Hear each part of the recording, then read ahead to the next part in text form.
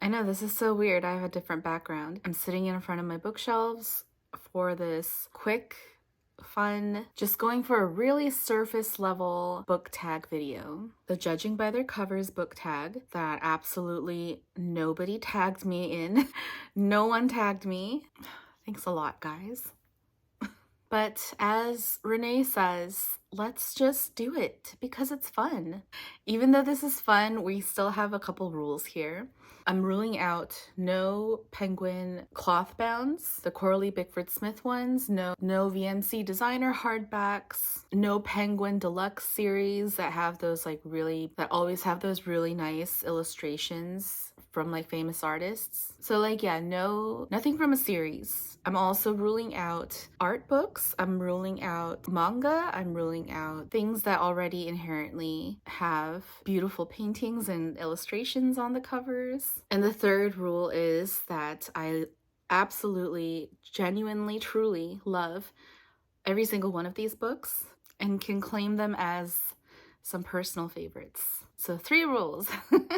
Only 3 rules. Let's go. So question 1, what is the best color combo? Nora Ephron's I Feel Bad About My Neck and Other Thoughts on Being a Woman. I love this yellow, the coral, like the ivory with the white trim and this green spine, but also this inner hardback is this beautiful salmon coral that peeks out sometimes, and it also echoes this coral, and the yellow is just perfect with Nora Ephron's sunniness. And I love that she has this black and white photo amidst all this color. Yeah, I guess I like spring colors, pastel colors. These are the colors that I picked for like my wedding flowers. I love everything both outside and inside of this book.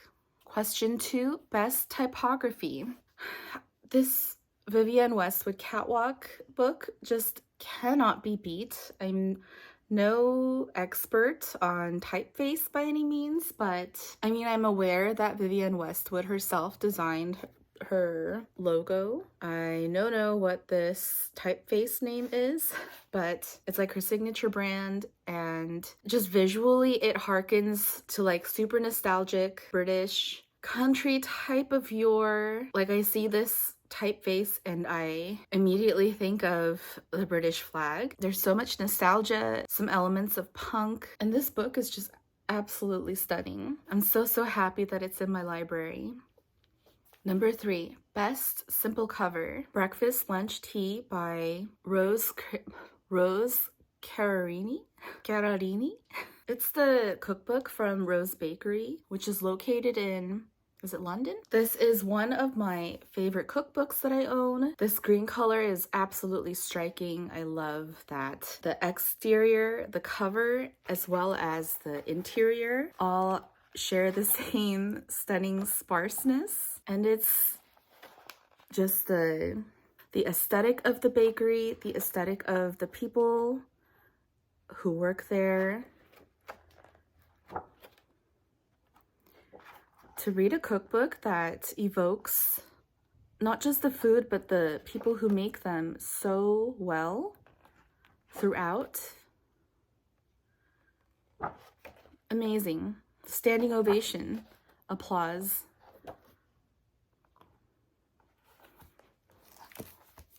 Number 4, best end pages. I'm a huge fan of David Leibowitz. I love his blog. I love his Instagram account. I love his books, especially his like memoirs, and Lapart by David Leibowitz. The Delights and Disasters of Making My Paris Home is all about his struggles of becoming an expat, buying his first home in Paris with his partner, and remodeling his kitchen to make it work for his future career as a blogger, as like an internet person, and finding and just absolutely being shell-shocked of all of the different culture clashes between American and French stuff. I haven't read this in many years now, but one of the anecdotes that I still think about and laugh about is how you just can't get anything done in France without having like long conversations with another person before actually diving into the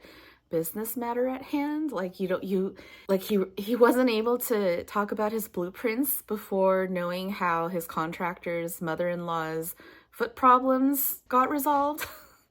And so the end pages in this book are his blueprints of his new kitchen. And I love that it's this French blue. So this is just an absolutely fun memoir. Beautifully written, beautifully told. Number 5, best map. I'm going really literal here, but also just genuinely The Color of Law, A Forgotten History of How Our Government Segregated America by Richard Rothstein. Came out in 2017, which is I think when I read it, and it just absolutely opened my eyes to exactly how our government, our financial, our legal systems have controlled the path to white privilege and kept everyone else stuck in a perpetual cycle of poverty. Obviously super informative. It's got a lot of black and white photos. I believe were there maps in here? I'm sure there were.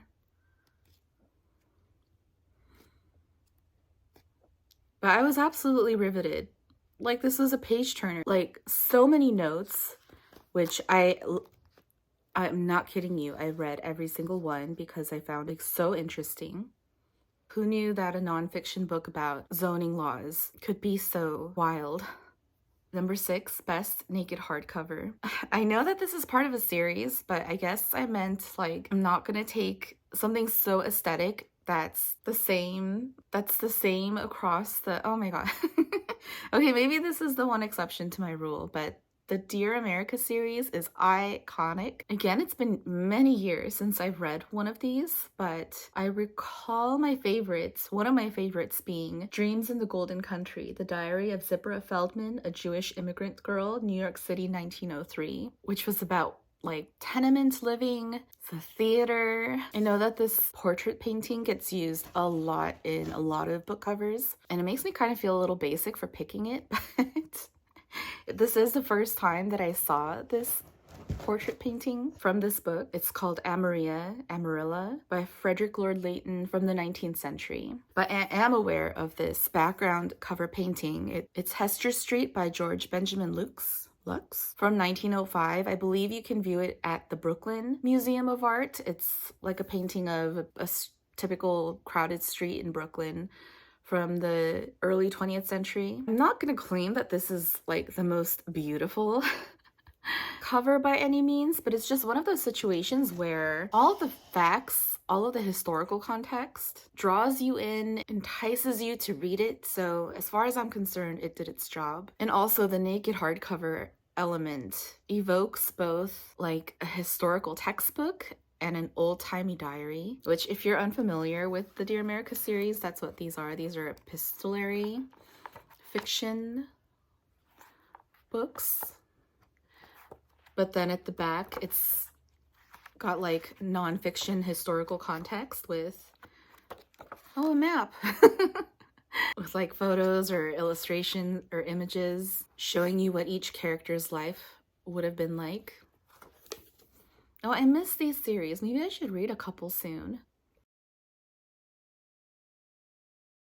Number 7, best back cover. These Precious Days by Ann Patchett this is the front cover, this is the spine, and then this is the back cover. And I love that they're mirrors of each other. It's not one of those like you start in the front and you read and then like halfway through you like turn it over or whatever and like read it on this side. It's not like that at all. This is Ann Patchett's book of essays, mostly talking about a friend that she made who ended up staying with her and her husband in their house during the pandemic lockdown while the friend was sick with cancer, and how Ann Patchett took care of her, but they really took care of each other by loving each other and enjoying life with activities like painting. And these 2 paintings are the works of her friend with cancer, and I gotta tell you, I bawled my eyes out reading this book. Absolutely love this. Absolutely love this cover and the back cover. Like, it makes it feel so much more special. Number 8, best chapter headers. I just talked about In the Pursuit of Happiness by Myra Kalman in my April wrap-up video, but I haven't really flipped through it. But it is so flipping charming. This book is really like a journal of hers as she travels around America right after the Obama election in 2008, where she visits historical sites and monuments. So it's like a travel log. But each month has a historical American figure that she takes their most noted feature. So this is January and it's George Washington's wig. February is Abraham Lincoln's ear. July is Benjamin Franklin with his glasses, and it's just the glasses. Yeah, I found everything about this book just an absolute delight. Number 9, best spine. So this is the one exception to my rule where like I actually haven't read this actual book, but this is the book that made me want to do this tag for fun because this this is the complete works of Oscar Wilde's stories, plays, poems, and essays. And I mean, look at him. Like he sits on my classics shelf and just absolutely dominates it. Like I was just browsing at Barnes & Noble one day and I saw this and I was like, I need to go home with you tonight. And yeah, the front cover is gorgeous too. I love this book. I don't know if I'm actually going to like read this because it's so hefty. Like I would rather read them individually, but I couldn't pass up owning it. We'll see. Number 10, best illustration. This one is the one that I could have had any number of possible contestants. And like covers, book covers, oh, everyone's cover game has been so strong. And absolutely the illustration industry is alive and well. But I thought I would pick We Should All Be Mirandas, Life Lessons from Sex and the City's Most Underrated Character, by Chelsea Fairless and Lauren Garani, aka Every Outfit on SATC on Instagram, whose account I love and follow ardently. And when their book came out and their iconic hat, I made sure to be the first to buy it. And they worked with I want to say a small time illustrator named Carly Jean Andrews. She worked with them on the illustrations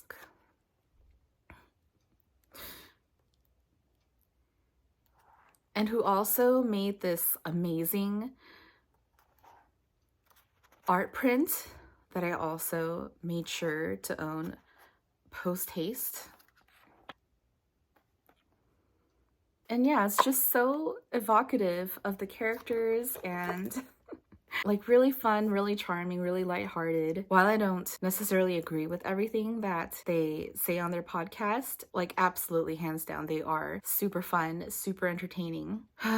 Alas, I regret to inform you that I was never a Miranda. I am still probably not a Miranda. I was and always have been a bitchy Carrie. I've seen some people include this in their tag videos, some people haven't, but I'm gonna. Number 11, best cover. I know, how can you possibly begin to decide what the best cover is, what your favorite cover is? There's just so many iconic book covers, and my other impetus for making this tag video was to just go ahead and choose violence and say that my Brilliant Friend by Elena Ferrante, like everyone, absolutely everyone hates this cover. I have yet to hear from anybody that they like this cover. I don't know why. Like everyone says that it's ugly. Like, come on, it's nostalgic. It's old school. It's like 80s garish. Like, oh, not Norman Rockwell, but who the hell is he? Thomas Kincaid? Really cheesy, like Thomas Kincaid. But the main reason why I love this book cover so much, not only is this iconic, unforgettable, controversial, but this is just absolutely one of my favorite books, one of my favorite novels, if not my favorite novel. Like the whole series, obviously. And when it's the whole series, I love seeing their pastel colored spines on my shelf as well. This needs to stop getting so much hate. I hope that was fast. I hope that was enjoyable. I hope that was interesting. Because this is a tag video, I want to tag people. Because this is an aesthetic tag, I'm gonna try to tag my most aesthetic booktubers. Obviously, top of the list, Nathan of Nathan's Nook. I'm really curious to see what really interesting, aesthetic, gorgeous covers that he can think of for these prompts. Kieran from Kieran Reader. She's such a fashion gal. She's so well read. Curious to see her picks for these prompts as well, and what like interesting different kinds of books that she would pick. And last but not least, Lucy Rutherford. I'm guessing that she knows about many like vintagey covers of books. Like she always prefaces her videos with these little vlogs that are so sun-drenched and so peaceful and gorgeous. And she also reads a lot of varied, interesting stuff as well. So I'm eager to see what her picks are. I hope you enjoyed this video. As always, thank you for watching. Until next time.